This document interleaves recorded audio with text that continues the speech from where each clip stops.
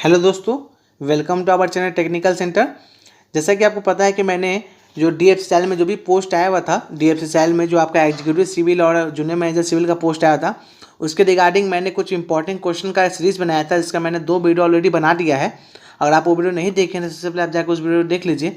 आज मैं इसका तीसरा वीडियो लेके आया हूँ। देखिए, ये जो क्वेश्चन मैं आज लेके आया हूँ, ये बहुत मोस्ट एक्सपेक्टेड क्वेश्चन है, जो आपके आने वाले जो भी एग्जाम है, चाहे आपका DFCCIL का एग्जाम हो या आपका NWDA का एग्जाम हो या आपका PGCIL का एग्जाम हो, सभी एग्जामों के लिए क्वेश्चन जो है बहुत ही इंपॉर्टेंट होने वाला है। इसलिए मैं इस वीडियो में काफ़ी अच्छे लेवल का क्वेश्चन जो है वो आपको सॉल्व कराऊंगा, जो मैं आपको बताऊंगा कि इस टाइप का क्वेश्चन आने के चांसेस आपके एग्जाम में बन सकते हैं। ठीक है, उससे पहले आप हमारे चैनल पर पहली बना है तो सबसे पहले आप हमारे चैनल को सब्सक्राइब कर लें और बेल आइकन दबाना बिल्कुल भी ना भूलें, ताकि मैं जैसे ही कोई जॉब या अप्रेंटिसशिप का अपडेट लेकर आऊँ या जो भी मैं क्लासेस देता हूँ उसका अपडेट लेकर आऊँ तो सबसे पहले अपडेट आप तक पहुँच जाए। चलिए हम लोग बात करते हैं, हमारा फर्स्ट क्वेश्चन क्या बोल रहा है। देखिए, फर्स्ट क्वेश्चन हमारा बोल रहा है, in the cross section of A timber cambium layer can occur it. ठीक है, बोल रहा है कि जब आप किसी टिम्बर का क्रॉस सेक्शन देखते हैं तो आपको जो उस पर कैम्बियम लेयर है वो कहाँ दिखता है। ठीक है ना, देखिए जब आप किसी टिम्बर का क्रॉस सेक्शन देखेंगे, ठीक है, तो आपको उसमें जो कैम्बियम लेयर दिखेगा वो इनर बार्क और सैप वुड इसके बीच में आपको दिखेगा। कहाँ दिखेगा? इनर बार्क और सैप वुड के बीच में आपको क्या दिखेगा? कैम्बियम का लेयर आपको दिखेगा। ठीक है, देखिए टिम्बर का जो क्रॉस सेक्शन होता है उसमें बहुत सारे उसके जो होते हैं, बहुत सारे पार्ट होते हैं।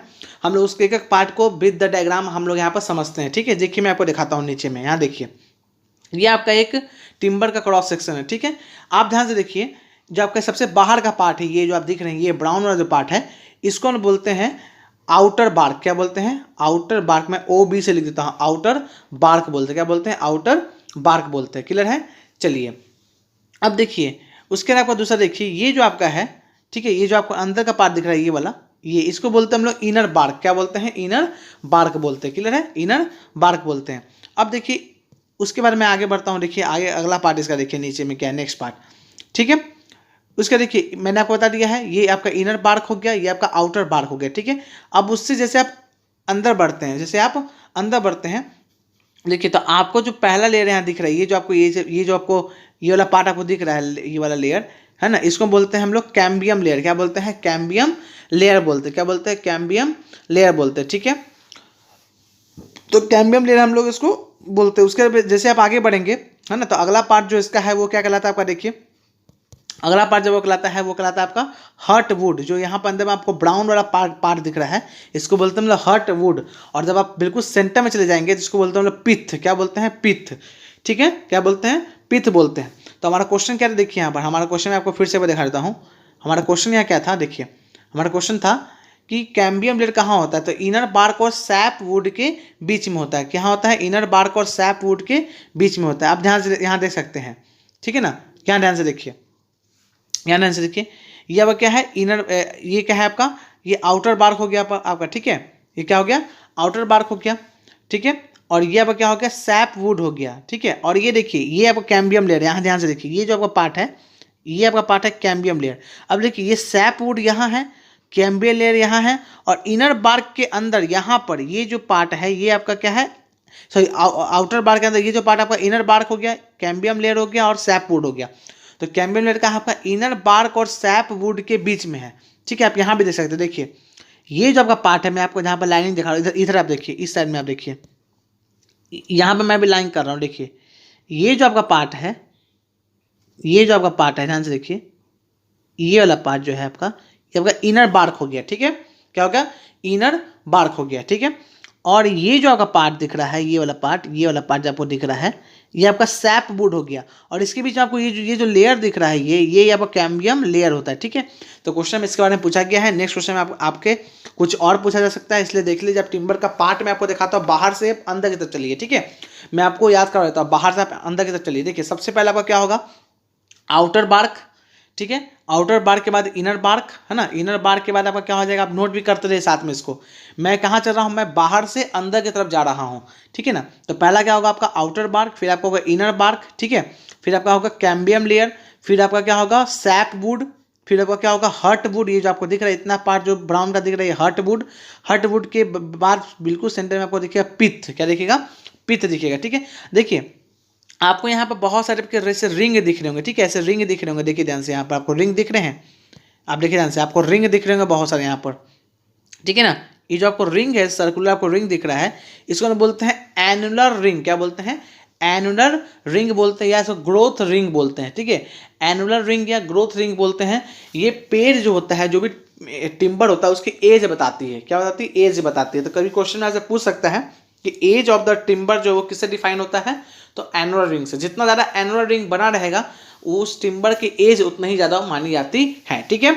उसके बाद देखिए आपका एक और पार्ट होता है, आप यहाँ देखिए, आपको इस सर्कल जो भी आपको बीच में दिख रहा है, उसके भी बगल में आपको एक लाइन दिख रहा होगा, ऐसे करके देखिए, इधर ऐसे ऐसे करके बहुत सारी लाइनिंग आपको दिख रहा होगा ऐसे करके, ठीक है ना। ठीक है, इसको हम बोलते हैं मेडुलरी रे। क्या बोलते हैं? मेडुलरी रे बोलते हैं। क्लियर है? तो ये सारे पार्ट थे आपके किसके? एक टिम्बर के क्रॉस सेक्शन के, ठीक है। चलिए नेक्स्ट क्वेश्चन देख लेते हैं। नेक्स्ट क्वेश्चन क्या बोल रहा है? देखिए नेक्स्ट क्वेश्चन बोल रहा है कंसीडर द फॉलोइंग स्टेटमेंट। बोल रहा है फॉलोइंग स्टेटमेंट को कंसीडर कीजिए। फर्स्ट क्वेश्चन क्या बोल रहा है आपका? Bricks lose their strength by 25% when soaked in water. बोल रहा है कि कोई भी ब्रिक जो है, अगर आप उसको वाटर में सोक करेंगे, यानी पानी में उसको डुबा कर रखेंगे, तो उसकी जो स्ट्रेंथ है वो 25% कम हो जाती है। ये बिल्कुल सही है। 1/4 हो जाती है, मतलब 1/4 कम हो जाती है उसकी स्ट्रेंथ, ठीक है ना। उसकी स्ट्रेंथ जो है वो 1/4 कम हो जाती है, या 25% कम हो जाती है, ठीक है। सेकंड देखिए, minimum crushing strength of brick in team building should be 3.5 kg पर सेंटीमीटर स्क्वायर, ठीक है। बिल्कुल सही है। जो ब्रिक की क्रशिंग स्ट्रेंथ होनी चाहिए, मिनिमम क्रशिंग स्ट्रेंथ, जिसको आप जब ब्रिक का क्रशिंग स्ट्रेंथ टेस्ट करते हैं, तो आप उस समय आपको ब्रिक की जो मिनिमम क्रशिंग स्ट्रेंथ मिलनी चाहिए वो 3.5 kg पर सेंटीमीटर स्क्वायर से नहीं मिलनी चाहिए। एक अच्छे ब्रिक की एक क्वालिटी होती है। उसके बाद the size of modular type brick is 20 centimetre into 10 centimetre into 10 centimetre including motor thickness, ठीक है ना। बोल रहा है कि जो आपकी ब्रिक होती है, जो मॉडुलर साइज ब्रिक होती है, जो हम लोग कन्वेंशनली यूज करते हैं, बोल रहे कि उस ब्रिक की जो साइज है वो 20 centimetre into 10 centimetre into 10 centimetre होनी चाहिए। मोटार का थिकनेस ले लेंगे उसके साथ, तब ये बिल्कुल सही है। अगर मोटार की थिकनेस नहीं रहेगी, ठीक है ना, तो इसकी जो साइज है वो 19 इंटू 9 इंटू 9 रहती है, ठीक है ना। बिना मोटार के इसकी साइज 1 सेंटीमीटर तीनों में कम हो जाती है। ये 20 सेंटीमीटर से 19 हो जाएगा, 10 सेंटीमीटर से 9 सेंटीमीटर हो जाएगा, 10 सेंटीमीटर से 9 सेंटीमीटर हो जाएगा। जब मोटार के साथ बोलेगा तब तो 20 इंटू 10 ही होता है साइज, लेकिन मोटार के बिना बोलेगा तो 19 इंटू 9 इंटू 9 होता है। यानी कि तीनों चीज़ें ये बिल्कुल सही है। और ये तीनों चीज़ें सही क्यों हैं? ये क्यों मैंने बोला कि सही है? क्योंकि ये तीनों चीज़ें IS कोड में दी हुई है। आप जो ब्रिक का IS कोड है IS 1077, इस कोड को जब प्रेफर करेंगे तो मतलब आप देखेंगे तो इस कोड में ये सारी चीज़ें मेंशन की गई। तो ये सभी IS कोड की रिकमेंडेशंस हैं। क्लियर है? इन तीनों स्टेटमेंट आपका बिल्कुल सही है। चलिए नेक्स्ट क्वेश्चन देख लेते हैं। नेक्स्ट क्वेश्चन बोल रहा है gypsum is used as an admixture in cement grouts for, ठीक है।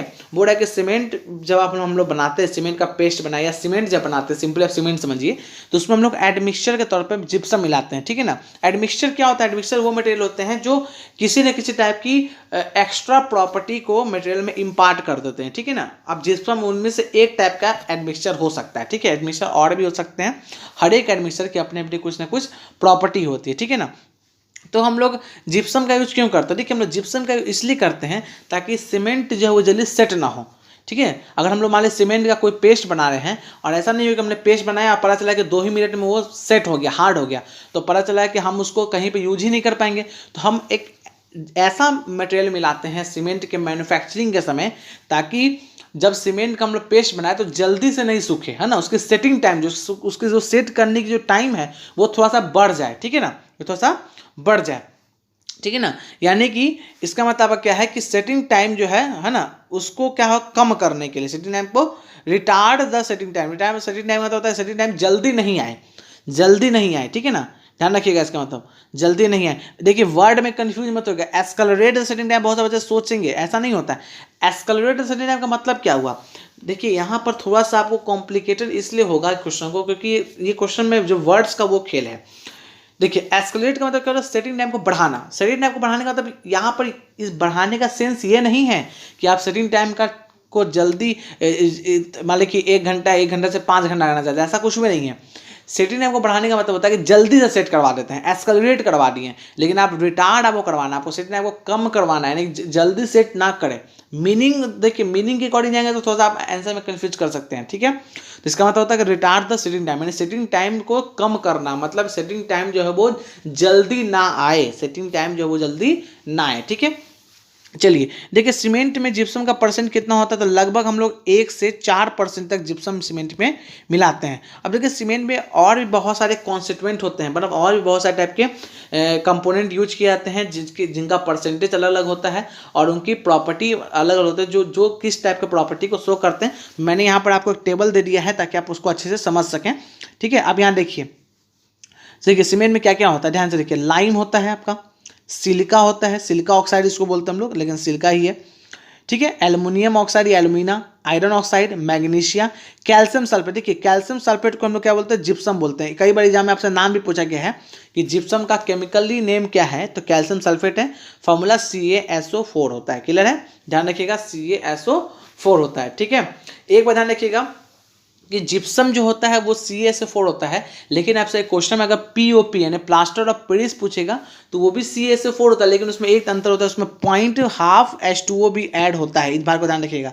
तो दोनों जो जिप्सम होता है उसी से हम लोग ऑब्टेन करते हैं प्लास्टर ऑफ पेरिस को, इस बात को ध्यान रखिएगा, ठीक है। तो अभी हमारा टॉपिक नहीं, लेकिन मैंने आपको बता दिया है ताकि आप लोग कंफ्यूज ना करें। देखिए, हमारे सीमेंट में क्या क्या इंग्रेडिएंट को मिलाया जाता है, तो एक लाइम मिलाया जाता है, सिलिका मिलाया जाता है, alumina, iron oxide, magnesia, calcium sulphate यानी जिप्सम, सल्फर और एल्कलीज होते हैं, ठीक है। अब देखिए, सबका परसेंटेज देख लीजिए ध्यान से। इधर देखिए, जो लाइम मिलाया जाता है वो 60 से 67% मिलाया जाता है, ठीक है ना। उसके बाद आपका जो है 17 to 25% आपका क्या मिलाया जाता है, सिलिका मिलाया जाता है। एल्यूमिना का परसेंट 3 से 8% होता है। आयरन ऑक्साइड का जो होता है वो 0.5 से 6% होता है, ठीक है ना। उसके बाद आपका क्या है, मैग्नीशिया का होता है 0.5 से 4% होता है। कैल्शियम सल्फेट का होता है 3 से 4%, मैंने आपको एक रेंज बताया था 1 से 4%, ठीक है ना। 4% से ज़्यादा मैक्सिमम नहीं मिलाते हैं। सल्फर का 1 से 3% होता है, और एल्कलीज होता है वो 0.1 से 1% के बीच में होता है। अब देखिए, मैंने सबका यहाँ पर फंक्शन भी यहाँ पर इस में लिखा हुआ है, आपको समझने में आसान हो किसका क्या काम होता है, ठीक है। पहले देखिए, लाइम का क्या काम होता है कि स्ट्रेंथ को कंट्रोल करता है, ठीक है। सीमेंट के स्ट्रेंथ को क्या करता है, कंट्रोल करता है। साउंडनेस को कंट्रोल करता है। साउंडनेस का मतलब वो क्या होता है, साउंडनेस सीमेंट मतलब कि वो प्रॉपर्टी है कि जब आप सीमेंट का पेस्ट बनाकर उससे कोई मेंबर को कास्ट करते, मान लीजिए आप बीम बना दिए, तो ऐसा ना हो कि उसकी जो वॉल्यूम है वो इंक्रीज कर जाए, ठीक है ना। यानी कि ऐसा नहीं हो कि आपने बीम जिस साइज का बनाया है, पता चले कि वो हाइड्रेशन के बाद उसमें जब रिएक्शन हो जाए सीमेंट का वाटर के साथ, वो सूख जाए, तो उसका वॉल्यूम इंक्रीज नहीं करना चाहिए। तो ये आपका साउंडनेस होता है, ठीक है। अब देखिए, एक और चीज होता है, एक और यहाँ लिखा हुआ है, it's deficiency reduces setting strength and setting time.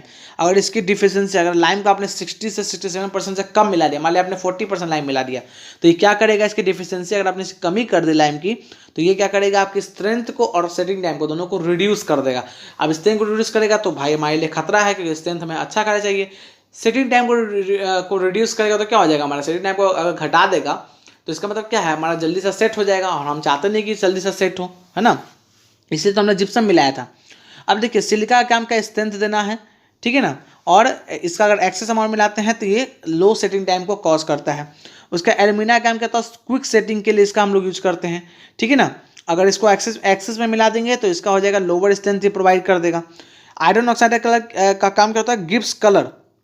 Cement का कलर जो होता है वो आयरन ऑक्साइड के कारण आता है। आपने देखा होगा ग्रे सीमेंट, वाइट सीमेंट, है ना, कलर सीमेंट, ये सभी आयरन ऑक्साइड के कारण ही आता है, ठीक है। इसके अलावा क्या है, मैग्नीशिया का काम क्या है, इम्पार्ट हार्डनेस एंड कलर और हार्डनेस देता है। और इसका ज़्यादा अमाउंट में मिला देंगे तो ये क्रैक्स डेवलप कर देगा आपके मोटार के अंदर, ठीक है ना, क्रैक्स डेवलप कर देगा मोटार के अंदर। अब देखिए, कैल्शियम सल्फेट का तो मैंने ऊपर आपको डिस्कशन कर ही दिया है। कैल्शियम सल्फेट का काम क्या है, increase the initial and setting time, ठीक है ना, यानी कि सेटिंग टाइम को बढ़ाना, सेटिंग टाइम आगे बढ़ जाए, जल्दी सेट ना हो। मैंने आपको ऊपर अभी क्वेश्चन में ही डिस्कस कर लिया है। सल्फर का काम क्या होता है, ठीक है, तो it help in making sound cement, ठीक है, it helps in making sound cement if excess cement become unsound, ठीक है ना। यानी कि हम क्या कर चाहते हैं कि सीमेंट जो है वो उसके साउंडनेस जो है वो मेंटेन रहे, ठीक है ना। मैंने आपको जैसा लाइन में बताया था वैसे ही काम आपका सल्फर का भी है, ठीक है। और लास्ट आपका होता है कि एल्कलीज, ठीक है, तो एल्कलीज क्या होता है कि अगर एल्कलीज हमारे तो ऐसे डिजायरेबल नहीं होता है, लेकिन वो अमाउंट में मिला रहता है, इसका एक्सेस अमाउंट जो है वो इफ्लोरेसेंस काउच करेगा, यानी आपको धब्बा धब्बा वाइट धब्बा आपको दिखने लगेगा सीमेंट के पेस्ट के ऊपर, ठीक है ना। चलिए, तो मैंने आपको इंपॉर्टेंट सारी इसमें फंक्शन समझा दिए हैं कि नेक्स्ट बार पे किसी टाइप का अलग क्वेश्चन पूछा जाएगा तो आप इसको सॉल्व कर सकते हैं। आइए नेक्स्ट क्वेश्चन देख लेते हैं। नेक्स्ट क्वेश्चन क्या बोल रहा है कि a given material has Young's modulus E, modulus of rigidity G and Poisson ratio 0.25, the ratio of Young's modulus and modulus of rigidity of material. देखिए आपसे पूछ रहा है कि यंग्स मॉडुलस, ठीक है ना, और मॉडुलस ऑफ रिजिडिटी में क्या रिलेशन होगा, क्या रेशियो होगा दोनों का, अगर आपको पॉइजन रेशियो पता है तो, ठीक है ना। देखिए आपको एक रिलेशन पता होगा E इक्वल टू क्या होता है आपका 2G 1 माइनस 1, मैं आपको फिर से लिख देता हूँ, देखिए E equal to 2G 1 minus 2 into mu, ये होता है फॉर्मूला आपका, ठीक है ना। अब देखिए मुझे क्या करना है, ध्यान से देखिए, मुझे यहाँ पर क्या निकालना है, E जो है वो आपका मॉडुलस ऑफ इलास्टिसिटी है, G जो आपका वो मॉडुलस ऑफ रिजिडिटी है, तो E बाई जी, तो G को जरा भेज देगी डिवाइड में, तो क्या हो जाएगा आपका, देखिए E by G equal to क्या हो जाएगा आपका 2 इंटू 1 माइनस 2 म्यू मतलब 0.5, 2 इंटू 0.25 है ना यहाँ पर म्यू का वैल्यू, म्यू को पॉइजन रेशियो बोलते हैं, तो मल्टीप्लाई करें तो ये क्या हो जाएगा आपका हो जाएगा 0.5, ठीक है 0.5।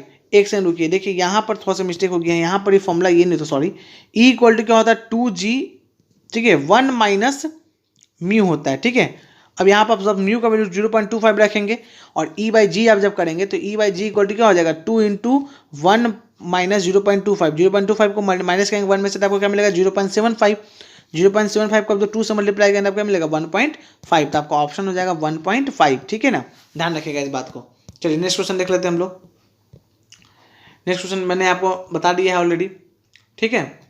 अब देखिए यहाँ पर consider the following statement about lime, ठीक है ना, बोल रहा है कि लाइम के बारे में कौन सा स्टेटमेंट इसमें से सही है। Calcination of lime stone result in quick lime, बिल्कुल सही है, ठीक है बिल्कुल सही है। अगर आप लाइम स्टोन का कैल्सिनेशन है, कैल्सिनेशन मतलब क्या होता है, उसको बर्न करना, ऑक्सीजन के प्रेजेंस में लाइम स्टोन का जब बर्न करेंगे तो आपको क्विक लाइम मिलेगा, बिल्कुल सही है। Lime produced from pure variety of chalk is hydraulic lime, नहीं गलत है। अगर आप लाइम जो प्योर वेराइटी ऑफ चॉक से आप लाइम को प्रोड्यूस करेंगे तो उसको हाइड्रोलिक लाइम नहीं बोलते, ठीक है, उसको हम लोग बोलते हैं क्विक लाइम, क्या बोलते हैं क्विक लाइम बोलते हैं, क्लियर है। तो ये आपका गलत स्टेटमेंट है। Hydraulic lime is obtain by treating quick lime with water, बिल्कुल सही है। हाइड्रेटेड लाइम जो होता है वो आपका क्विक लाइम का वाटर से रिएक्शन करेंगे तो आपको जो है वो हाइड्रेटेड लाइम मिलेगा, इसको हम लोग CaOH का होल्ट बोलते हैं, कैल्शियम हाइड्रोक्साइड भी बोलते हैं। तो आपको ऑप्शन नंबर 1 और 3 बिल्कुल सही है, ऑप्शन नंबर 2 गलत है इसका, तो ऑप्शन नंबर 1 और 3 बिल्कुल करेक्ट है। चलिए नेक्स्ट क्वेश्चन देख लेते हैं। नेक्स्ट क्वेश्चन देखिए, consider the following statements with reference to a continuous beam supported at A, C and E for which shear force diagram is shown in the below figure. बोल रहा है क्या कि आपको यहाँ पर एक बीम का जो कंटिन्यूअस बीम जो है उस पर लोडिंग कंडीशन दिया हुआ था, उसके लिए आपको शियर फोर्स डायग्राम आपको बनाकर दिखा दिया गया है, ठीक है ना। अब यहाँ पर कुछ स्टेटमेंट दिया गया है, आपको इस शियर फोर्स डायग्राम को देखना है और आपको स्टेटमेंट को समझना है और आपको अपना आंसर देना है। देखिए आपका स्टेटमेंट नंबर 1 क्या है, मैं आपको दिखाता हूँ यहाँ पर। देखिए स्टेटमेंट नंबर 1 बोला है a concentrated load acting at point B, concentrated मतलब पॉइंट लोड। बोल रहा है कि पहला स्टेटमेंट है कि एक पॉइंट लोड आपका बी पर एक्ट कर रहा है कि नहीं। तो देखिए जब भी आपका पॉइंट लोड एक्ट करेगा, मैं आपको एक तरीका बता देता हूँ, समझिए ध्यान से। जब भी आपका किसी भी बीम पर पॉइंट लोड एक्ट करेगा, जिस भी पॉइंट पर, ठीक है, वहां पर शियर फोर्स डायग्राम में आपको एक अचानक से आपको चेंज देखने के लिए मिलेगा, ठीक है ना। शियर फोर्स डायग्राम जो वो मतलब अचानक से आपको चेंज दिख जाएगा, उसमें बहुत ज़्यादा डिफरेंस दिखने लगेगा। आप ध्यान से देखिए बी पॉइंट पर क्या पॉइंट लोड हो सकता है, बिल्कुल है। देखिए शियर फोर्स डायग्राम बिल्कुल ऐसे रेक्टेंगुलर शेप में आ रहा था, मतलब ये कांस्टेंट आ रहा था, अचानक से बी पर पॉइंट लोड आएगा, शियर फोर्स डायग्राम अचानक से अपना चेंज कर दिया। देखिए आप इतना ज़्यादा चेंज हो गया, सीधे नेगेटिव भाग गया, ठीक है ना। देखिए शियर फोर्स डायग्राम अचानक से यहाँ क्या हो गया, चेंज हो गया। डैट मीन्स कि बी पर जरूर एक पॉइंट लोड था, बी पर एक पॉइंट लोड है। जब भी किसी भी बीम पर किसी भी पॉइंट पर पॉइंट लोड लगेगा तो आप जरूर इस बात को ऑब्जर्व करेंगे शियर फोर्स डायग्राम में कि उस पॉइंट पर शियर फोर्स डायग्राम में अचानक से चेंज आता है। क्या आता है, अचानक से चेंज आता है, ठीक है ना। तो बिल्कुल बी पर आप देख सकते हैं चेंज बिल्कुल है बी पर। देखिए अचानक से यहाँ पर बिल्कुल कांस्टेंट चल रहा था शेयर फोर्स, देखिए बिल्कुल कांस्टेंट है, अचानक से बी पर जैसे पॉइंट उठाई अपना बिल्कुल अपना तुरंत अपना नेचर चेंज कर लिया, ठीक है। अब देखिए next, a concentrated load acting at point D, एक कंसंट्रेटेड लोड डी पर भी एक्ट कर रहा है क्या, देखिए तो थोड़ा डी पर नहीं, डी पर कहाँ है, डी पर आपको क्या शेयर फोर्स डायग्राम में कुछ भी चेंज देखने के लिए मिल रहा है क्या, अचानक से नहीं देखने के लिए मिल रहा है। डी पर आपको कुछ भी शेयर फोर्स डायग्राम में अचानक से चेंजिंग देखने के लिए मिल रहा है, कुछ भी नहीं मिला चेंजिंग देखने के लिए, देख सकते हैं आप यहाँ पर क्या कुछ चेंजिंग देखने के लिए मिल रहा है, ठीक है ना। डी पर तो आपका पॉइंट लोड नहीं हो सकता है, बी पर पॉइंट लोड तो है। Next, a uniformly distributed load acting on the portion CE, बोल रहा है कि एक uniformly distributed load portion C पर एक्ट कर रहा है कि नहीं। देखिए जब भी आपका यूनिफॉर्मली डिस्ट्रीब्यूटेड लोड एक्ट करेगा तो शियर फोर्स डायग्राम जो होता है वो हमेशा कैसा मिलता है आपको, एक इंक्लाइन लाइन आपको देखने के लिए मिलता है। देखिए सी और ई के बीच में देखिए एक यूनिफॉर्मली डिस्ट्रीब्यूटेड लोड है, बिल्कुल है। देखिए सी और ई के बीच में आपको एक इंक्लाइन लाइन जाता हुआ आपको यहाँ पर दिख रहा है, दिख रहा है आपको इंक्लाइन लाइन जाता हुआ, दिख रहा है कि नहीं दिख रहा है, बिल्कुल दिख रहा है। डैट मीन्स आपका स्टेटमेंट नंबर 3 भी बिल्कुल सही है। डैट मीन्स आपका ऑप्शन नंबर 1 और ऑप्शन नंबर 3 दोनों सही है, ऑप्शन नंबर 2 गलत है, ठीक है। डैट मीन्स आपका ऑप्शन डी बिल्कुल करेक्ट हो जाएगा। चलिए नेक्स्ट क्वेश्चन देख लेते हैं। नेक्स्ट क्वेश्चन बोल रहा है, देखिए नेक्स्ट क्वेश्चन बोल रहा है कि if in a concrete mix the finest modulus of coarse aggregate is 7.6, finest modulus of fine aggregate is 2.8 and the economical value of the finest modulus of combined aggregate is 6.4, then the proportion of fine aggregate is, ठीक है ना।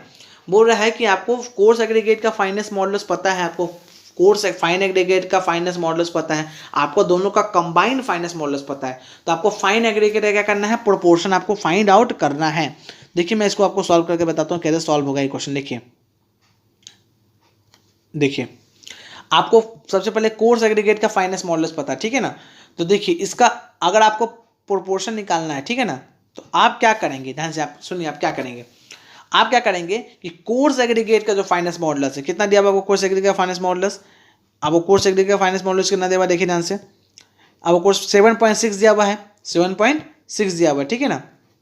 तो क्या करेंगे P निकालने के लिए 7.6, ठीक है, इसमें से माइनस करेंगे क्या आप, इसमें से माइनस करेंगे आप कंबाइंड वाले का, क्या माइनस करेंगे, कंबाइंड वाले का 6.4 कंबाइंड वाले का माइनस कर देंगे अपॉन फिर क्या करेंगे आप कंबाइंड वाले में से, ठीक है ना, आप क्या करेंगे कोर्स वाले का, सॉरी फाइन वाले का माइनस कर देंगे, ठीक है ना।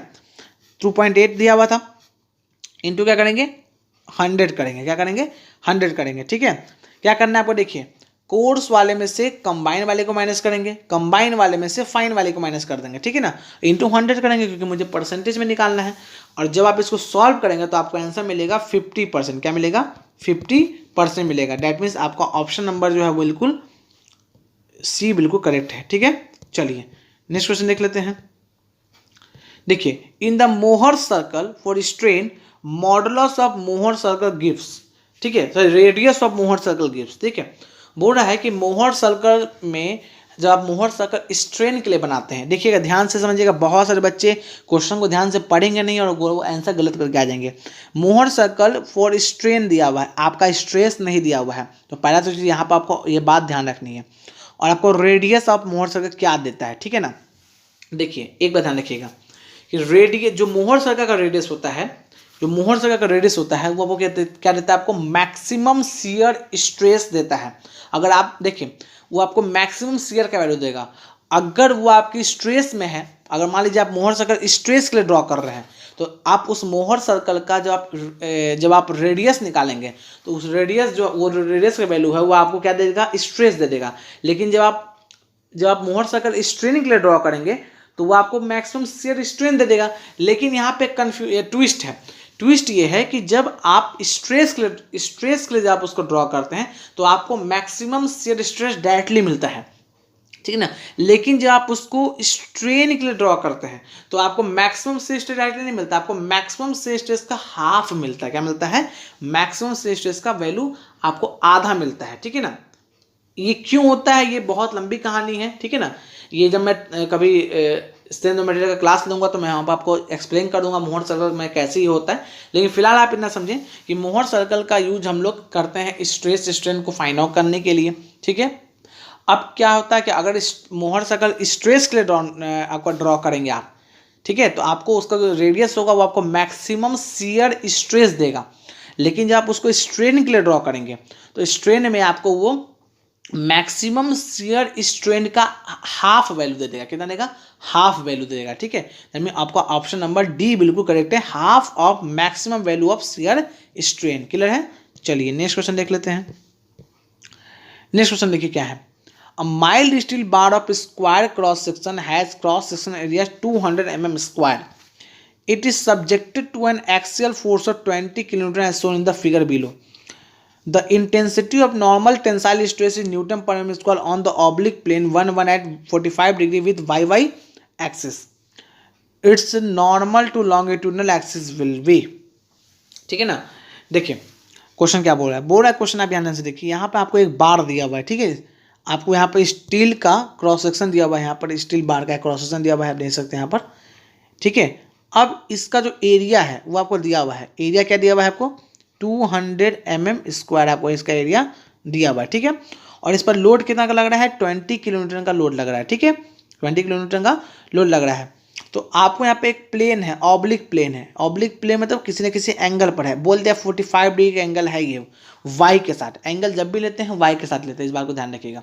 अगर आपके क्वेश्चन में एंगल वाई के साथ नहीं दिया हुआ है, वाई एक्सिस के साथ, तो पहले आप एंगल को वाई एक्सिस के साथ निकालिए। कभी कभी क्वेश्चन में एक्स एक्सिस के साथ भी एंगल देता है, तो आप सिंपल ज्योमेट्री का यूज कीजिए और वाई एक्सिस के साथ एंगल निकालिए। जब भी एंगल याद रखिएगा, जब भी एंगल इसमें हम लोग लेते हैं हमेशा वाई एक्सिस के साथ लेते हैं, ठीक है, क्योंकि ये आपका प्रिंसिपल स्ट्रेस स्ट्रेन का क्वेश्चन आपका, ठीक है ना। तो बोल रहा है कि बताइए कि इसमें आपका इस प्लेन पर नॉर्मल स्ट्रेस का वैल्यू कितना आएगा। यानी इस प्लेन पर जो नॉर्मल स्ट्रेस आपका लगने वाला है सिग्मा एन की वैल्यू कितनी आने वाली है, ठीक है ना।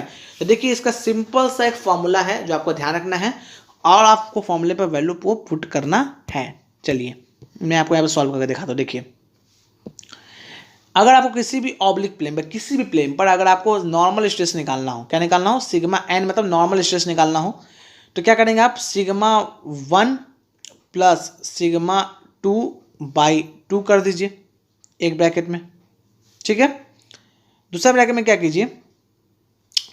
Plus sigma 1 minus sigma 2 sigma, देखिए मैं आपको यहाँ पे फिर से लिख देता हूँ, सिग्मा एन इक्वल टू, ठीक है, sigma 1 plus sigma 2/2 plus sigma 1 minus sigma 2/2 cos theta. और ये थीटा वही है एंगल जो एंगल आपको दिया हुआ है वाई एक्सिस के साथ, ठीक है। सिग्मा थीटा नहीं, sigma 2 theta, sigma 2 theta cos 2 theta, ठीक है। तो ये आपका फॉर्मूला है। अब ध्यान से देखिए, इस फॉर्मूले में आपको वैल्यू पुट करना है सिंपली और आपको आंसर सिग्मा एन का आंसर आपको मिल जाएगा। लेकिन कुछ बात समझिए इस क्वेश्चन में। पहली बात, ये सिग्मा एक्स क्या है, सिग्मा 1 क्या है, सिग्मा 2 क्या है। देखिए आपको इस तरह से बार दिया हुआ था कि नहीं दिया हुआ था? दिया हुआ था, ठीक है। तो देखिए ये एक्स एक्सिस है और ये वाई एक्सिस है। तो सिग्मा 1 जो है वो स्ट्रेस है किस एक्सिस में? एक्स एक्सिस में। और सिग्मा 2 क्या है? स्ट्रेस है आपका वाई एक्सिस में। तो मुझे बताइए क्या वाई एक्सिस में किसी भी टाइप का लोड लग रहा है? नहीं लग रहा है। तो जब वाई एक्सिस में किसी टाइप का लोड नहीं लग रहा है तो वाई एक्सिस में किसी टाइप का स्ट्रेस नहीं आएगा। तो सिग्मा 2 की वैल्यू यहाँ पर 0 है। इस क्वेश्चन में 0 है। आपको कोई और क्वेश्चन में आपको वैल्यू मिल सकता है। तो यहाँ तो सिग्मा 2 की वैल्यू 0 हो गया, सिग्मा 2 की वैल्यू 0 हो गया, ठीक है। अब ध्यान से देखिए, आपको जो एंगल दिया हुआ वो कितना दिया हुआ? 45 डिग्री दिया हुआ। कितना दिया हुआ? 45 डिग्री। मैं बार बार बोल रहा हूँ एंगल हमेशा वर्टिकल से लेते हैं, हमेशा वर्टिकल से, वाई एक्सिस से लेते हैं। एंगल 45 डिग्री है तो आप 45 डिग्री को यहाँ पर थीटा की जगह पर क्या करेंगे? पुट कर देंगे। जब थीटा की जगह पर जैसे ही 45 डिग्री को पुट करेंगे तो आपकी cos 2 थीटा मतलब cos 90 बन जाएगा। और cos 90 की वैल्यू क्या होती है? 0 होती है। और आप 0 से जब इसको मल्टीप्लाई करेंगे तो ये टोटल टर्म क्या हो जाएगा? 0। तो आपका बचेगा क्या? आपका सिर्फ ये टर्म बचेगा, सिर्फ ये टर्म। और इस टर्म में भी आपका सिग्मा 2 तो 0 है ही पहले से। तो आपका फाइनली क्या बचा? सिग्मा 1/2 बचा, सिग्मा 1/2 बचा। यानी आप सिग्मा 1 का वैल्यू पुट कीजिए और 2 से डिवाइड कीजिए, आपको आंसर मिल जाएगा। लेकिन क्वेश्चन में मुझे सिग्मा 1 नहीं दिया हुआ, मुझे बोल रहा है कि 20 किलो न्यूटन का फोर्स लग रहा है, ठीक है, और एरिया 200 mm² है। अब बताइए स्ट्रेस इक्वल टू क्या होता है, स्ट्रेस निकाल सकते हैं क्या, load upon area, load upon area. अब देखिए लोड ऊपर किलो न्यूटन में था, मुझे पहले उसको न्यूटन में चेंज करना पड़ेगा, तो मैं क्या करूँगा उसको 20 × 10⁻³ कर दूंगा, नीचे में क्या कर दूंगा 200 कर दूंगा, क्या कर दूंगा 200 कर दूंगा। देखिए क्या हो जाएगा 20 से कितने टाइम्स में कर जाएगा 10 टाइम्स में, 10 से कर जाएगा स्क्वायर, तो सिग्मा की वैल्यू कितनी आ गई आपकी 100 न्यूटन पर mm²।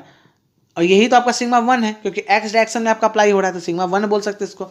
आप इसको क्या कीजिए, मैंने आपको जो फॉर्मूला बताया था पीछे वाले में उसमें पुट करेंगे, तो मेरा क्या बचा था उसमें सिर्फ सिग्मा n इक्वल टू क्या बच गया था मेरा लास्ट में, सिग्मा 1/2 ही तो बचा था सिर्फ।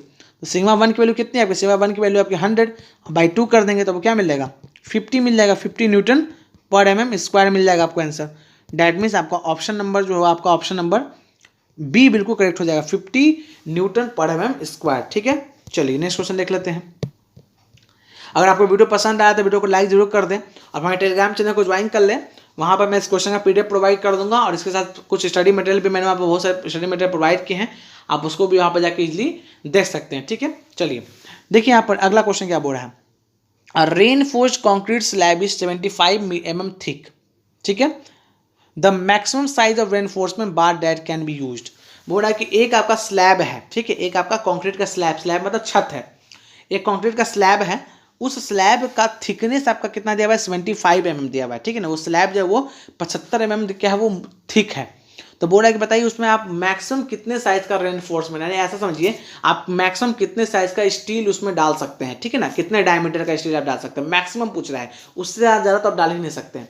देखिए हमारा IS कोड क्या बोलता है, ध्यान से समझिए मैं क्या बोलता हूँ, मैं आपको समझाता हूँ। IS कोड क्या बोलता है, हमारा IS कोड बोलता है कि आपका जो भी डायमीटर होगा, जो भी आपका डायमीटर होगा स्लैब का, स्लैब के जो भी आप रेनफोर्समेंट यूज करेंगे उसका जो डायमीटर होगा वो कभी भी मैं वो फिर से बताता हूँ, वो कभी भी आपका जो थिकनेस है, ठीक है ना, थिकनेस है उसके 8 टाइम यानी 1/8, थिकनेस का 1/8 से ज़्यादा नहीं होना चाहिए।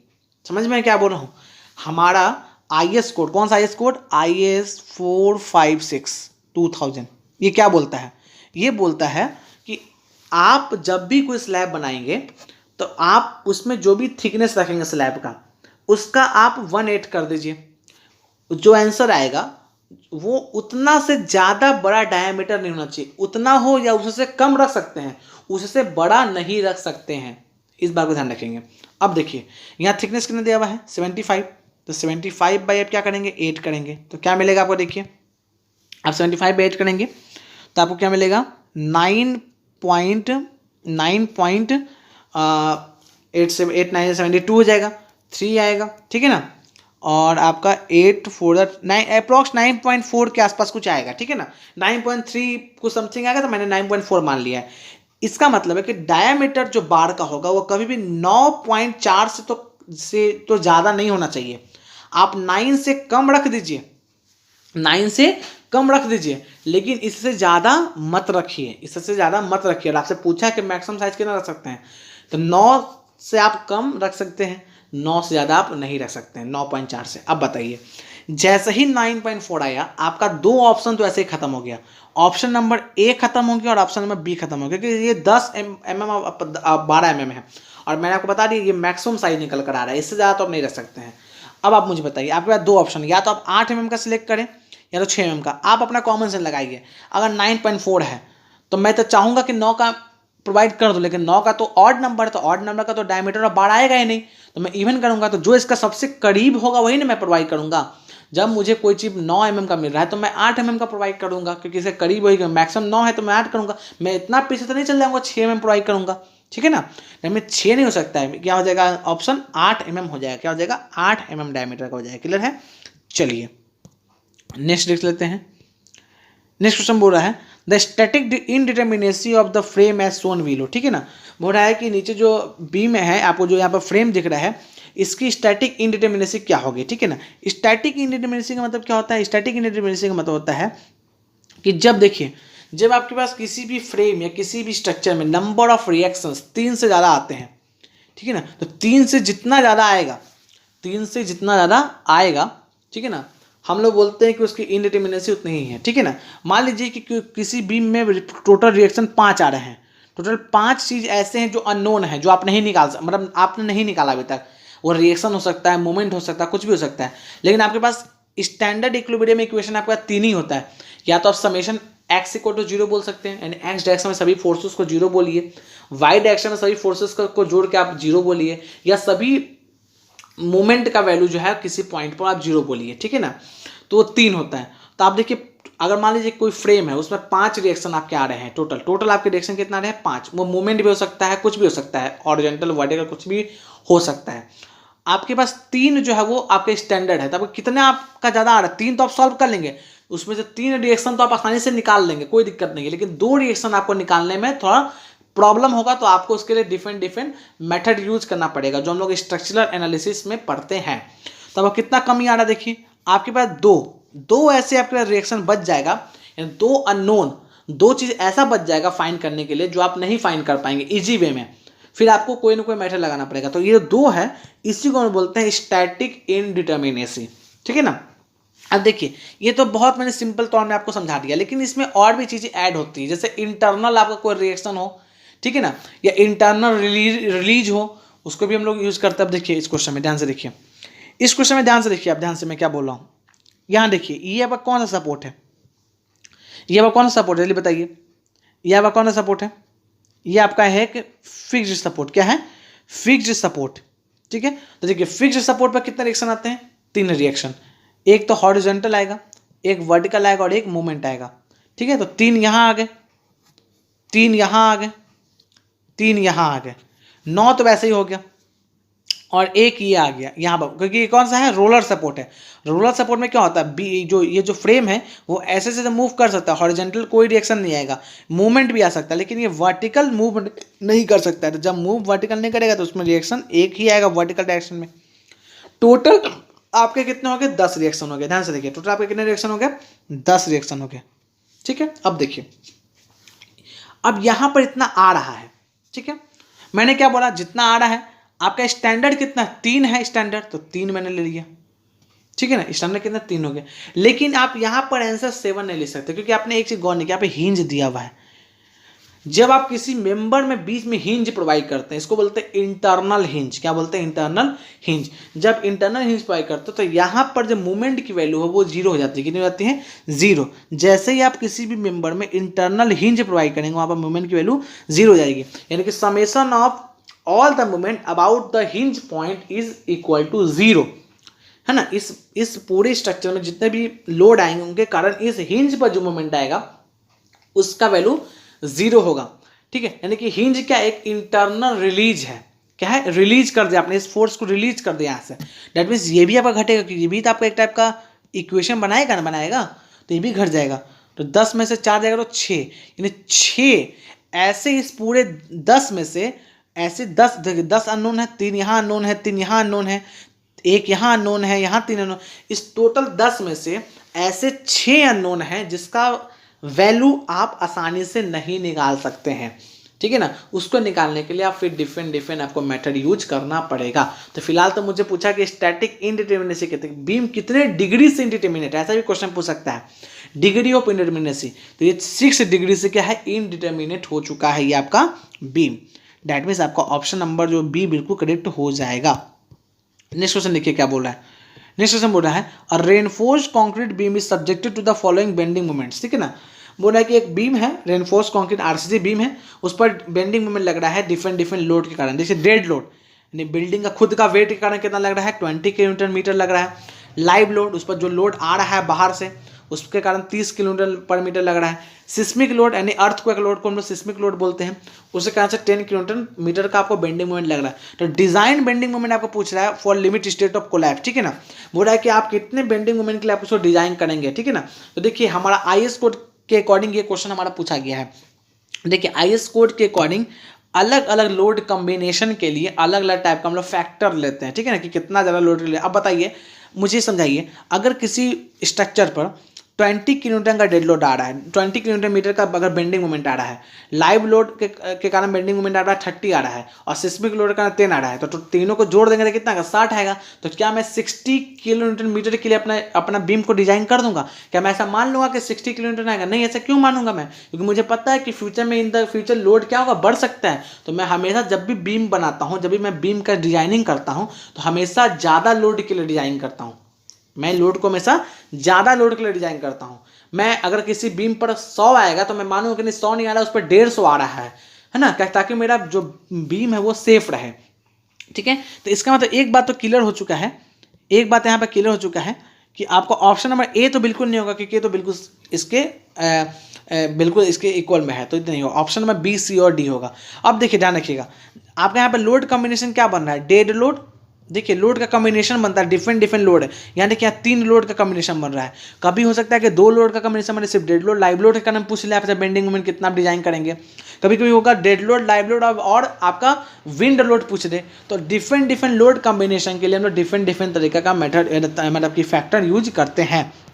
ठीक है ना। देखिए मैं आपको यहाँ पे दिखा देता हूँ, मैंने यहाँ पर टेबल, यहाँ जो IS कोड में आपका दिया हुआ टेबल नंबर 18, मैंने यहाँ पर इसको ले लिया है। देखिए आप यहाँ देखिए, अगर आपका डेड लोड और लाइव लोड है, ध्यान से देखिए, अगर आपका डेड लोड और IL लिख दिया, IL का मतलब इम्पोज लोड होता है, लाइव लोड को ही इम्पोज लोड बोलते हैं, ऐसा समझ लीजिए। तो अगर सिर्फ डेड लोड और लाइव लोड है तो आपको करना क्या, देखिए यहाँ लिखा हुआ 1.5, आपको दोनों को जोड़ना है और उसको 1.5 से मल्टीप्लाई कर देना है, यानी हम लोग उसका 1.5 टाइम्स ले लेते हैं। लेकिन आपका यहाँ पर जो क्वेश्चन में जो कॉम्बिनेशन वो डेड लोड लाइव लोड का नहीं है, उसके साथ में आपका क्या है, अर्थक्वेक लोड यानी सिस्मिक लोड जिसको बोलते हैं, वो भी तीनों मिला कर दिया हुआ है। तो ये तो लेंगे नहीं, चलिए ये तो नहीं लेंगे। दूसरा है dead load plus wind load, ये लेंगे नहीं भी, ये 2 कॉम्बिनेशन कहाँ दिया हुआ है, ये तो है ही नहीं, डेड लोड लाइव लोड और सिस्मिक लोड है, तो ये भी नहीं होगा। लास्ट देखिए यहाँ पर डेड लोड, इम्पोज लोड और विंड लोड। अब देखिए इम्पोज लोड यानी कि लाइव लोड, तो डेड लोड, लाइव लोड और विंड लोड, आप कहेंगे कि ये भी कॉम्बिनेशन तो नहीं दिया हुआ है। देखिए जब भी आपका स्ट्रक्चर डिजाइन होता है तो या तो विंड लोड के लिए डिजाइन होगा या तो वो अर्थक्वेक लोड के लिए डिजाइन होगा, दोनों में से कोई एक ही के लिए डिजाइन होगा। ठीक है ना, दोनों एक साथ हम लोग यूज नहीं करते हैं। तो आप यहाँ जो विंड लोड है इसको आप क्या कर सकते हैं, सब्स्टिट्यूट कर सकते हैं। ऐसा ने नोट में भी लिखा है, देखिए IS कोड ने क्या लिखा है, नोट नंबर 1 पर ही क्या लिखा है, while considering earthquake effect substitute EL यानी earthquake load for wind load, यानी कि जब आपको अर्थक्वेक लोड को कंसीडर करना हो तो विंड लोड को हटाकर वहां पर अर्थक्वेक लोड को सब्स्टिट्यूट कर दें आप। ठीक है ना, तो इसके लिए क्या लेते हैं, 1.2 ले लेते हैं। क्या लेते हैं, 1.2 ले लेते हैं। देख रहे हैं आप यहाँ 1.2 लिखा हुआ है, यानी आप तीनों को जोड़ दीजिए लोड कॉम्बिनेशन को और उसको 1.2 से क्या कर दीजिए, मल्टीप्लाई कर दीजिए सिंपली। ठीक है ना, आई होप ये के लिए आपको समझ में आ गया होगा, मैंने बहुत अच्छे से इसको समझा दिया है। ठीक है, देखिए आपसे क्वेश्चन में लिमिट स्टेट ऑफ कोलैप्स के लिए पूछा गया, इस बार का ध्यान रखिएगा आप, लिमिट स्टेट ऑफ कोलैप्स के लिए पूछा गया, इसलिए तीनों के लिए 1.2 है। लेकिन अगर बाय द चांस नेक्स्ट बार या किसी भी टाइम अगर वो लिमिट स्टेट ऑफ सर्विसिबिलिटी के लिए पूछ दे, है ना, तो ध्यान रखिएगा, फिर आपको डेड लोड, लाइव लोड और विंड लोड या अर्थक्वेक लोड जो भी आपको कॉम्बिनेशन दिया हुआ है उसके लिए तीनों के लिए 1.2 से मल्टीप्लाई नहीं होगा। आप यहाँ देख सकते हैं डेड लोड के लिए आपको वही डेड लोड लेना है, डेड लोड में कुछ चेंज नहीं करना है, 1 का वैल्यू मतलब सेम लेना है। हाँ, इम्पोज लोड में 0.8 कर देना है, विंड लोड में 0.8 कर देना है, तब जोड़ना है। लेकिन यहाँ पर तीनों में 1.2 से मल्टीप्लाई करना है। जब आप तीनों को जोड़ के 1.2 से मल्टीप्लाई करेंगे तो क्या मिलेगा आपको, 60 इंटू 1.2, आंसर इज 72। क्लियर है, कोई दिक्कत, कोई परेशानी? चलिए आगे बढ़ते हैं। नेक्स्ट क्वेश्चन देखिए क्या बोल रहा है, N isosceles triangular plate of base 3 meter and altitude 3 meter is immersed vertically in an oil of specific gravity 0.8. The base of the plate coincides with the free surface of oil. The center of pressure will be lie at the distance from the free surface. ठीक है ना, बहुत अच्छा question है। देखिए यहाँ ध्यान से, इस क्वेश्चन को ध्यान से देखिए, बोल रहा है कि आपका एक आपका ट्रायंगुलर मेंबर है। ठीक है ना, ये आपका क्या है, वाटर सरफेस है। ये आपका क्या है, यहाँ पर आपका यहाँ पर क्या है, पानी है, ये वाटर सरफेस है। ये आपका क्या है, पूरा पानी है। ठीक है, ये पूरा पानी है। इसमें आपका ट्रायंगुलर ऐसे करके एक इमर्ज करके एक प्लेट आपका लगाया हुआ रखा हुआ है। ठीक है ना, इस प्लेट का जो ऊपर का विड्थ है, ये चौड़ाई है प्लेट की, वो 3 मीटर है। ठीक है, और इसकी जो हाइट है वो भी कितनी है, 3 मीटर है। तो बोल रहा है कि बताइए इस वाटर जो है, जो अगल बगल का पानी है वो तो इस पर प्रेशर लगाएगा।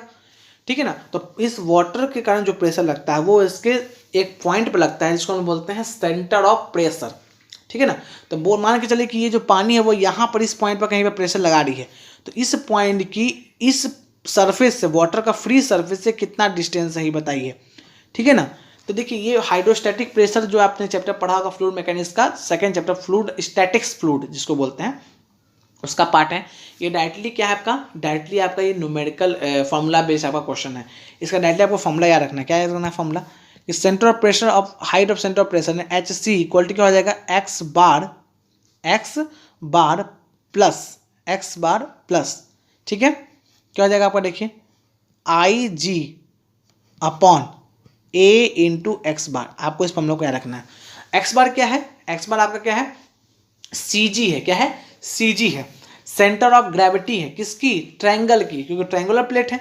Centre of gravity of triangle plate from the free surface, जैसे ये पानी का फ्री सरफेस है, यहाँ पर ऐसे करके प्लेट उल्टा करके रखा हुआ है, तो इस सरफेस से यहाँ से कितने डिस्टेंस पे इसका सेंटर ऑफ ग्रेविटी लाई करेगा। तो आपको पता है कि जब आप ट्रायंगल का सी जी निकालते हैं तो उसके बेस से h/3 पर लाई करता है, h/3 पर लाई करता है। तो एक्स बार की वैल्यू क्या हो जाएगी, एक्स बार की वैल्यू हो जाएगी h/3, ठीक है ना। और ट्रायंगल का हाइट कितना है आपका, ट्रायंगल का हाइट है 3 यानी कि 1, तो एक्स बार की वैल्यू तो 1 आ गई। चलिए एक्स बार की वैल्यू 1 आ गई।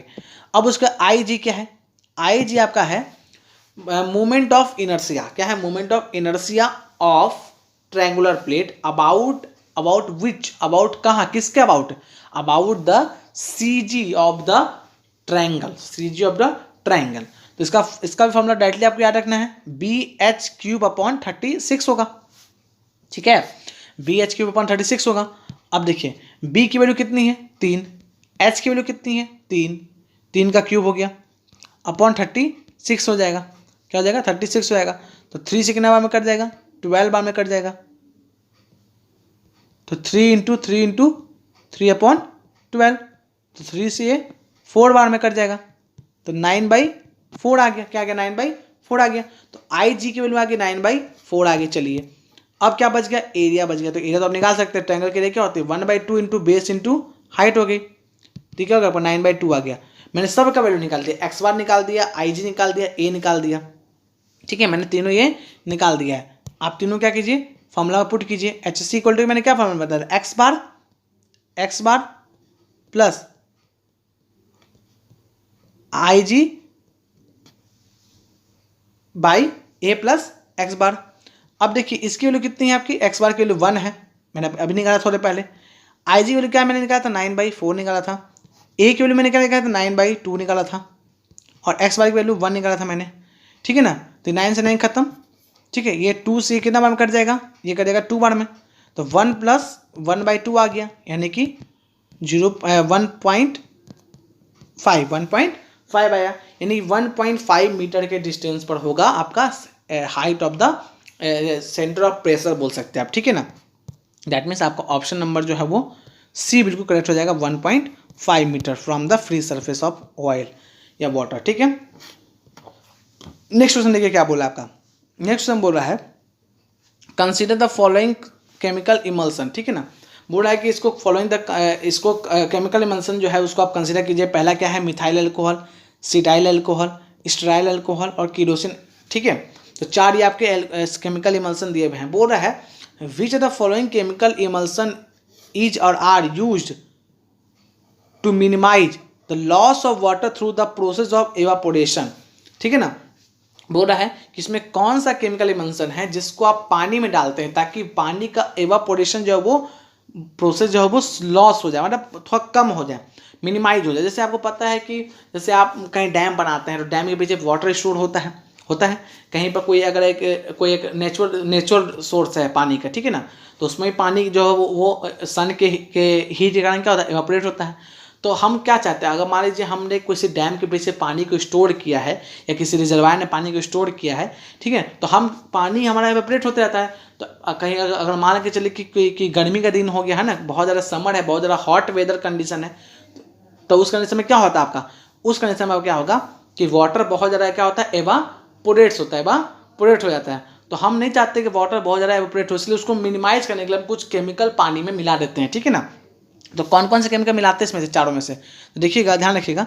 इसमें से हम लोग मिलाते हैं, जो आपका केमिकल मिलाते हैं वो आपको मिलाते हैं, पहला तो आपको ये मिलाते हैं सिटाइल अल्कोहल, क्या मिलता है, सिटाइल अल्कोहल मिलाते हैं, और दूसरा आपका मिलाते हैं स्ट्राइल अल्कोहल, ठीक है ना। तो सिटाइल अल्कोहल और स्ट्राइल अल्कोहल हम लोग केमिकल मिलाते हैं वाटर के अंदर, किसी भी वाटर बॉडी के अंदर, ताकि हम लोग उसका जो इवापोरेशन है उसको क्या कर सके, मिनिमाइज कर सके, पानी कम से कम भाप बनकर उड़े, ठीक है ना, किसी भी नेचुरल वाटर सोर्स में, ठीक है। ऑप्शन नंबर डी जो है बिल्कुल करेक्ट है, 2 और 3, ठीक है। चलिए नेक्स्ट क्वेश्चन देखिए, द फॉलोइंग डेटा है ना pertain of the sewage sample, ठीक है ना। तो इसमें हम लोग बोला है कि following data pertain to a sewage sample, ठीक है। अब सीवेज सैंपल का फॉलोइंग डेटा, पहला इनिशियल डीओ है ना, तो पहला इनिशियल डीओ मतलब हो गया आपका स्टार्टिंग में आपका कितना था, उसका डिजोल्व ऑक्सीजन 10 था। फाइनल डीओ क्या है, 2 mg पर लीटर हो गया। डाइल्यूशन कितना है, 1% हो गया। तो बीओडी पूछा है, ठीक है। बीओडी जो होता है वो डिजोल्व ऑक्सीजन पर ही डिपेंड करता है, ठीक है ना, यानी कि बायोकेमिकल ऑक्सीजन डिमांड जिसको बोलते हैं, ठीक है। तो देखिए आपका कितना कमी आ गया, तो फाइनल आपका क्या था, 2 था, इनिशियल क्या था 10 था, तो कमी 8 का हो गया, कमी का हो गया 8 का हो गया। अब डाइल्यूशन कितना है, डाइल्यूशन 1% का है, ठीक है ना। तो डाइल्यूशन 1%, अगर हम डाइल्यूशन फैक्टर लेते हैं तो क्या हो जाएगा आपका 100 बाई, अब नीचे जितना भी परसेंट आपका दिया हुआ 1 है तो 1 का वैल्यू हम 1 ही रखेंगे। मान लीजिए यहाँ 5% होता तो आप नीचे 100/5 रखते हैं, ठीक है ना। आपको 100 बाई रखना है, आपको 1/100 नहीं रखना है, आपको 100 बाई रखना है। डाइल्यूशन फैक्टर निकाले पर 100 में कितना हो गया, ठीक है ना, पर यूनिट में कितना हो गया ये आप निकालना चाह रहे हैं। तो आप 8 को 100 से मल्टीप्लाई करेंगे क्या होगा, 800 mg पर लीटर हो जाएगा, ठीक है ना। दोनों का डिफरेंस निकाल सकते हैं आप 8 यहाँ पर। चलिए नेक्स्ट क्वेश्चन देखिए, नेक्स्ट क्वेश्चन बोल रहा है कि करेक्ट को मिलाइए, लिस्ट 1 को लिस्ट 2 से मिलाइए। देखिए ध्यान से इधर, पहला आपका लिस्ट 1 में क्या है, कंटूर। तो कंटूर क्या होता है, कंटूर होता है कि ग्राउंड पर जो इक्वल एलिवेशन वाले पॉइंट होते हैं, ठीक है ना, इक्वल एलिवेशन वाले पॉइंट होते हैं उनको मिलाने वाला लाइन होता है। जहाँ का एलिवेशन सेम है उन सभी एलिवेशन को ज्वाइन करने वाला जो इमेजिनरी लाइन होता है उसको हम लोग क्या बोलते हैं, कंटूर बोलते हैं, ठीक है ना। दैट मीन्स आपका ए जो आपका 3 में चला जाएगा, ध्यान से देखिए, ए जो तीसरा का पार्ट है, line joining points of same elevation, ठीक है। उसका देखिए आपका लाइन ऑफ कॉलिमिनेशन, क्या है, लाइन ऑफ कॉलिमिनेशन। तो लाइन ऑफ कॉलिमिनेशन मतलब क्या होता है कि जब आप टैकोमेट्रिक सर्वे करते हैं, ठीक है ना, टैकोमेट्रिक सर्वे करते हैं या आप थियोडोलाइट सर्वे करते हैं, तो आप क्या करते हैं कि आपका जो लेंस होता है, जो आपका लेंस लगा होता है उसमें, उस लेंस को और आपका जो क्रॉस वायर होता है ना, आपका ऐसा क्रॉस वायर होता है, तो इस पॉइंट जो आपका इससे लेंस के का जो पॉइंट है उससे आप इसको क्या करते हैं, कॉन्साइड करवाते हैं, ताकि आपका जो प्रॉपर साइटिंग हो सके। आप किसी भी चीज़ का साइटिंग कर रहे हैं तो आपको प्रॉपर साइटिंग हो सके, इसलिए आप लेंस का जो आपका ऑप्टिकल सेंटर होता है, जो लेंस का सेंटर होता है उसको, और आपका जो क्रॉस वायर होता है उसके जो सेंटर होता है, पॉइंट ऑफ इंटरसेक्शन को हम, यानी कि देखिए एक ये वायर है कि ये वायर है, इसको हम लोग क्या करते हैं, आपस में मिलाने की कोशिश करते हैं। इसको हम लोग बोलते हैं लाइन ऑफ कॉलिमिनेशन बोलते हैं, ठीक है ना। डैट मीन्स आपका जो ए का पार्ट है वो तो 3 हो जाएगा, है ना, बी का जो है वो आंसर 4 हो जाएगा, ठीक है। अब देखिए टाई लाइन, टाई लाइन का मतलब क्या होता है कि जो सब्सिडरी स्टेशन होता है, मेन स्टेशन से सब्सिडरी स्टेशन को जोड़ने वाला लाइन को हम लोग क्या बोलते हैं, टाई लाइन बोलते हैं। सर्वे में हम लोग टाई लाइन का यूज करते हैं, जो हमारा मेन स्टेशन होता है जहाँ से हम लोग, जिसको हम लोग बेस मानते हैं, वहाँ से कोई बीच में मुझे स्टेशन जरूरत पड़ गया बनाने का, मेन स्टेशन के अंदर के स्टेशन बनाने की जरूरत पड़ गया, तो हम लोग क्या करते हैं, मेन स्टेशन और अंदर के स्टेशन दोनों को जोड़ने के लिए हम लोग टाई लाइन का यूज करते हैं। दैट मीन्स ऑप्शन नंबर आपका 2। और लास्ट में मैग्नेटिक मेरिडियन है, ये क्या करता है, नॉर्थ और साउथ जो होता है, मैग्नेटिक नॉर्थ और साउथ उसको ज्वाइन करने वाला लाइन होता है मैग्नेटिक मेरिडियन, ठीक है। तो क्या आपका दिख रहा है, ए का 3, बी का 4, ठीक है, सी का 2 और डी का 1।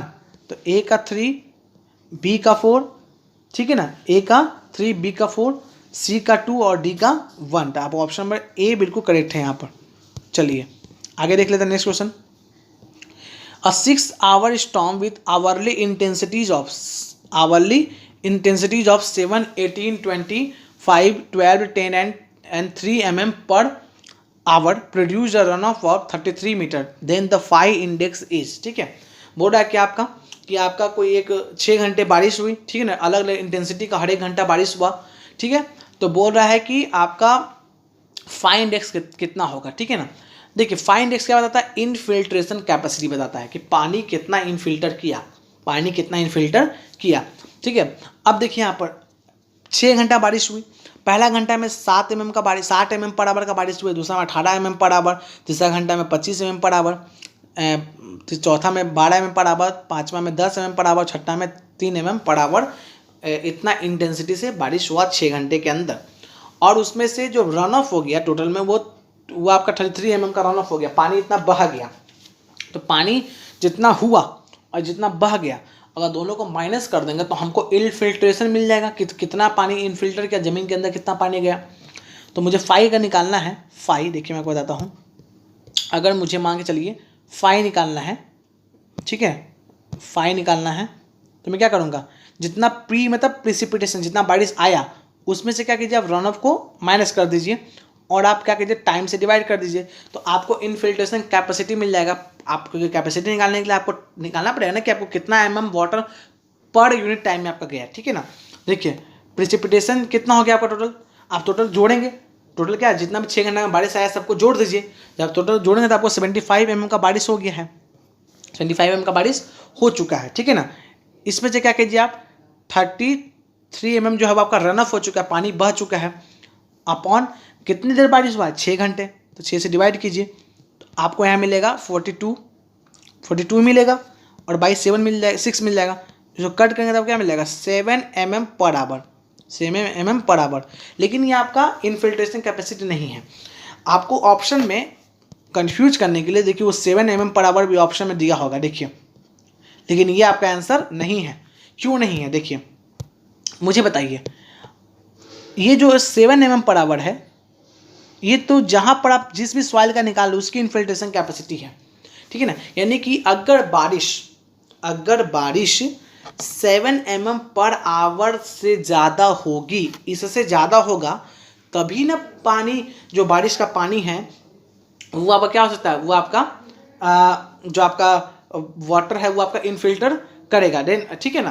तो क्या 7 mm पर आवर से ज़्यादा का जो बारिश है वो कितना बारिश है, आप देखिए ध्यान से। तो दो ऐसी बारिश है जो 7 mm पर आवर से कम है। एक तो आपका 3 mm पर आवर है और एक आपका 7 mm पर आवर है। तो यानी ये दोनों जो पानी है, ऐसा ही बोल सकते हैं कि ये दोनों पानी रन ऑफ में कंट्रीब्यूट नहीं करेगा, रन ऑफ में कंट्रीब्यूट नहीं करेगा। क्या करेगा, नहीं करेगा रन ऑफ में कंट्रीब्यूट, ठीक है ना। दैट मीन्स अब आपका जो एक्चुअल बारिश है वो कितना हो गया, देखिए 18, 25 और 12 और 10 इसको जोड़ देंगे, ठीक है ना। तो उसमें से आपको ये दोनों को हटाना है ना। तो टोटल में आप ये दोनों को हटा के सिर्फ इसको जोड़िए, इस 4 को जोड़िए, तो आपको क्या मिलेगा, 65 मिलेगा। क्या मिलेगा आपको, 65 mm बारिश मिलेगा। और बहा कितना, 33 mm। अब देखिए ये 65 mm बारिश हुआ है, ये 6 घंटे का नहीं लेंगे अब, क्योंकि 2 घंटे का बारिश तो मैंने हटा दिया है, तो अब 4 घंटे का बारिश लेंगे। तो टोटल कितना हो जाएगा आपका, ये आपका हो जाएगा 32/4 हो जाएगा, 32/4, ठीक है। तो दैट मीन्स 8, क्या हो जाएगा, 8 mm पर आवर का आपको बारिश इनफिल्ट्रेशन कैपेसिटी आपको देखने के लिए मिलेगा। यानी ऑप्शन नंबर डी बिल्कुल करेक्ट है, 8 mm पर आवर, ठीक है। चलिए नेक्स्ट क्वेश्चन देखिए। नेक्स्ट क्वेश्चन बोल रहा है कि गिवन दैट C = 2 टन पर metre square, phi = 0, gamma = 2T per meter cube, the depth of tension crack developing in a cohesive soil backfill would be, ठीक है ना। बोल रहा है कि एक कोहेसिव सॉइल में टेंशन क्रैक, ये देखिए आपका टेंशन क्रैक का आपको सीधे फॉर्मूला याद रखना है, ठीक है ना। सीधे फॉर्मूला याद आपको रखना, क्या होता है, 2 gamma/c, 2 gamma/c होता है, ठीक है ना।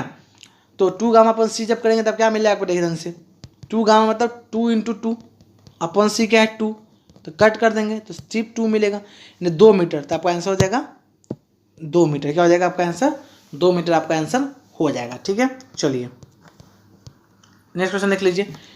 If the declination is 5 degree 40 minute west, ठीक है, which of the one of the following magnetic bearing would represent the true bearing of south 25 degree 20 minute east, ठीक है। देखिए बोल रहा आपको कि इसमें से आपको क्या निकालना है, आपको मैग्नेटिक बेयरिंग निकालना है। क्या निकालना है, मैग्नेटिक बेयरिंग निकालना है। आपको ट्रू बेयरिंग दे रहा है, आपको डिक्लाइनेशन दे रहा है, ठीक है। अब देखिए ध्यान से इधर, अब देखिए मैं क्या आपको बताता हूँ। सबसे पहले मैं यहाँ पर आपको एक समझाने की कोशिश करता हूँ। देखिए ये आपका मान के चलिए मैंने एक्सिस बना लिया, ठीक है। ये आपका ईस्ट हो गया, ये आपका वेस्ट हो गया, ये आपका नॉर्थ हो गया, ये आपका साउथ हो गया, ठीक है। अब बोल रहा है क्या कि जो आपके ट्रू बियरिंग है, यानी कि जब आपकी ट्रू बियरिंग वो कितनी है 25 डिग्री 20 मिनट, देखिए मैं आपको दिखाता हूँ, देखिए 25 डिग्री 20 मिनट ईस्ट है, साउथ ईस्ट में है, ठीक है ना, 25 डिग्री 20 मिनट साउथ ईस्ट में है। तो मैं यहाँ पहले लिख देता हूँ, आपकी जो ट्रू बियरिंग है, आपकी जो ट्रू बियरिंग है वो 25 डिग्री 20 मिनट, ठीक है, ये कितना में है, किधर है, साउथ ईस्ट में है, ठीक है। और आपका जो डिक्लाइनेशन है, डी की वैल्यू है वो कितना है 5 डिग्री 40 मिनट है शायद, है ना, वेस्ट, ठीक है, ये आपका है दिया हुआ। तो देखिए इसको जब सॉल्व करेंगे तो क्या मिलेगा आपको, देखिए आपका जो लाइन है वो कहीं यहाँ पर है, इधर है, किधर है, इधर है, ठीक है ना, साउथ ईस्ट में है, साउथ और ईस्ट में लाइन आपकी इधर है। इसकी जो यहाँ से बियरिंग है ये, ठीक है ना, ये कितनी आपकी 25 डिग्री 20 मिनट, ठीक है। और जो डिक्लाइनेशन है वो किधर की तरफ है, वेस्ट की तरफ है, ठीक है, वेस्ट की तरफ ये डिक्लाइनेशन है, आप देख सकते हैं यहाँ पर। तो आपका जो डिक्लाइनेशन है आप ध्यान से देखिए, आपका वेस्ट के साइड में आपका डिक्लाइनेशन आ रहा है, दैट मीन्स आपका कुछ ईस्ट डायरेक्शन में आपका डिक्लाइनेशन आने की कोशिश कर रहा है, ठीक है ना। तो ये आपका क्या है, डिक्लाइनेशन है, क्या आपका डिक्लाइनेशन है, ठीक है। तो आप ऐसा बोल सकते हैं कि ऐसा ही बोल सकते हैं, देखिए मैं आपको एक और तरीके से इसको समझा सकता हूँ, इस क्वेश्चन को मैं एक और तरीके से आपको समझा सकता हूँ। देखिए मैं यहाँ पर आपको समझा देता हूँ, देखिए ये तो कुछ ऐसा है, इधर जो आपका है, देखिए ये जो आपका साउथ ईस्ट का डायरेक्शन आपका ये हो गया, ठीक है। यहाँ पर इस लाइन की बेरिंग आपको दी हुई है, ये जो लाइन आपको जा रहा है ये वाला, इसकी बेरिंग दी हुई है 25 डिग्री 20 मिनट साउथ ईस्ट, ठीक है। अब डिक्लाइनेशन कितनी, 5 डिग्री 40 मिनट वेस्ट में डिक्लाइनेशन है, कितनी डिक्लाइनेशन है, 5 डिग्री 40 मिनट वेस्ट में है।